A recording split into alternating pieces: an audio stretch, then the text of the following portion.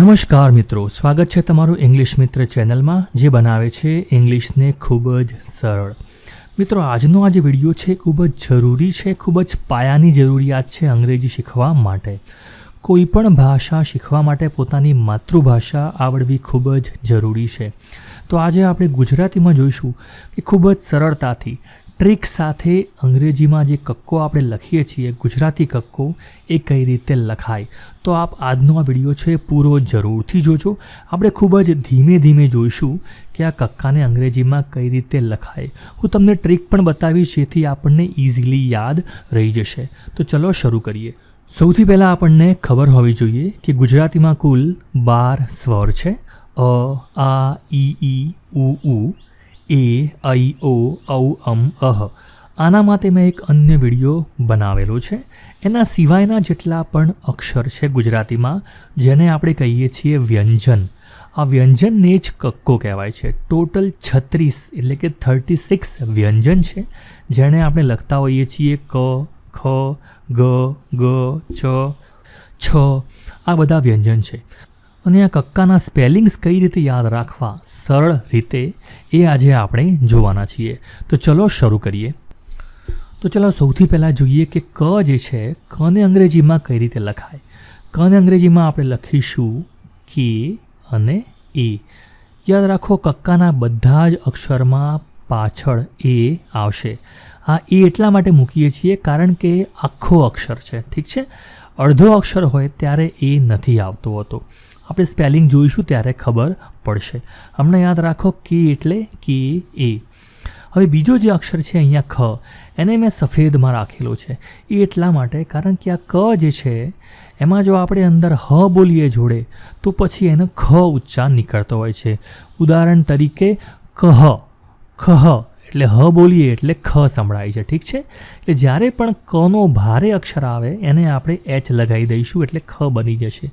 ઉદાહરણ તરીકે કે એચ એ. તો આ તમારો થઈ ગયો ખ, ઠીક છે.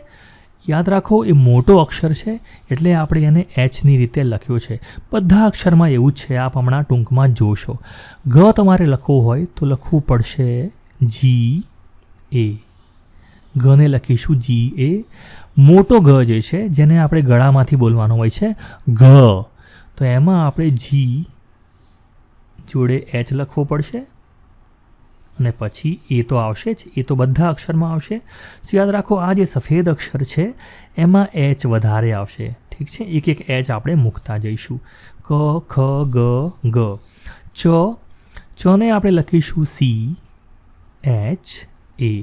બરાબર છે, સી એચ એ. હવે ચમાં જો અંદર ઊંડાણથી બોલીએ હવા સાથે, હ સાથે, તો છ એટલે સી એચ, એક એચ વધારે આવશે, એને આપણે લખીશું છ, ઠીક છે. બીજો અક્ષર છે એના પછી જ, જેને આપણે નાનો જ પણ કહેતા હોય છે. આ જે ગ છે એને નાનો ગ કહેતા હોય છે, આ મોટો ગ છે. એ જ રીતે આ નાનો જ, જેને આપણે લખીશું જે એ, ઠીક છે. અને મોટો જ જે છે એને જે એચ એ, ઠીક છે. આ રીતે લખીશું. અથવા તો પછી ઘણીવાર એને ઝેડ એ પણ લખાતું હોય છે. બંને સ્પેલિંગ યાદ રાખજો, જે એચ એ અને ઝેડ એ. બંને મોટા જ માટે વપરાતા હોય છે. બસ આ જ રીત યાદ રાખવાની છે કે જે ભારે અક્ષરો છે, જે ગળામાંથી નીકળે છે, એમાં એક એચ વધારે આવશે. તો ચલો એકવાર રિવિઝન લઈ લઈએ, નાનકડો ટેસ્ટ લઈ લઈએ. સૌથી પહેલાં ફટાફટ બોલજો. ચલો, કને કઈ રીતે લખીશું? કને આપણે લખીશું કે એ, ઠીક છે. ગ યાદ રાખો, આ જે અક્ષરો છે એ થોડા એચવાળા છે. ગને આપણે લખીશું જી એચ એ. જેને લખીશું જે એ જ. છને લખીશું સી એચ. અહીંયા ડબલ એચ આવશે, ચ હોય તો એક જ આવે, છ. ને ઝને આપણે લખીશું જે એચ એ અથવા તો પછી ઝેડ એ. બંને રીતે લખી શકાય છે. હવે પછીના જે અક્ષરો છે એ છે ટ, ઠ, ડ, ઢ, અણ, ત, અને થ. ઠીક છે. ટને અંગ્રેજીમાં લખીશું ટી એ. થ એચ મૂકવો પડશે અંદર, ટી એચ એ. ઠીક છે. ઠ અને થ આ બંનેના સ્પેલિંગ સેમ જ થાય છે, યાદ રાખજો. ટ ઠ, ડ ડી એ, ઢ ડી એચ એ. ઠીક છે. ઢ અને ધ આ બંનેના સ્પેલિંગ પણ સેમ જ છે. થ ઠ અને ધ અને ઢ આ બંનેના સ્પેલિંગ સરખા જ હોય છે.